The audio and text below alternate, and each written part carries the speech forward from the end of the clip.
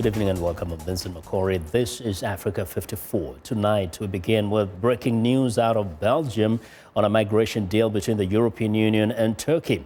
EU leaders have been meeting throughout Friday with the Turkish Prime Minister in Brussels to put the final touches on a migration agreement intended to halt the flow of illegal migrants to Europe.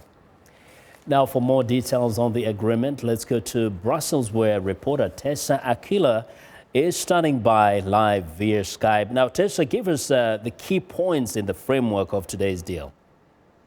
Well, first of all, indeed, a deal has been reached between the EU and Turkey, agreeing to return migrants back to Turkey. Now, the deal that the EU presented to the Turkish Prime Minister has been accepted after several rounds, and essentially the additional financial aid as well as the political concessions that Turkey had wanted, albeit a watered-down version, will be getting the go-ahead. So what does that mean for migrants and refugees themselves? Now, what we've heard from EU leaders is that all those illegal or irregular migrants arriving after Sunday will be sent back to Turkey once they are registered and their asylum claims have been processed. Now, today is Friday. That's only 2 days from now, a very tight timeline, and it might have been decided as such in order to avoid a sudden surge in the numbers of people trying to cross before this deadline.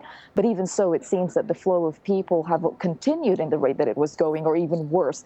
Now, from what we understand is that from every person sent back to Turkey, the EU will also be taking in a Syrian currently in Turkey and resettle them within the EU. Now, it has to be said, though, that this process has been really quite slow, as even before the summit, the EU already said they would resettle 120,000 people. Today, less than 1,000 have been resettled. And I think also Turkey will be getting more money.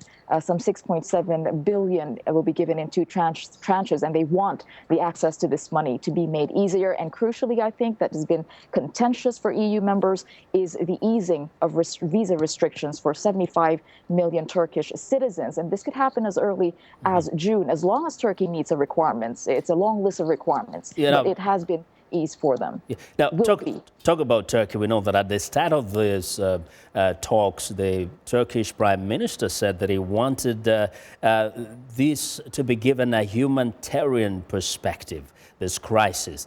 Does this deal give it that humanitarian perspective? Well, the fact that everybody is trying, despite their differences, to come up with a deal that essentially will be a compromise between the two sides is proof, or indeed acknowledgement of the dire humanitarian crisis currently happening at the borders of the EU right now at this moment. But the problem really is, okay, we have a deal today, but what does that mean for people on the ground? How will this be implemented in 2 days? That is really the question. Logistics. What does carrying boatloads of people back from the EU to Turkey going to mean? Who is going to shoulder the additional cost of doing so? And in the meantime, there are women, children, and people at the border still coming in through Greece by boats, and this really is a big humanitarian crisis that this deal is trying to address, but we have to see if that actually does happen. Indeed, we'll have to see how it really plays out in the coming days. Tessa, thank you very much for that report from Brussels.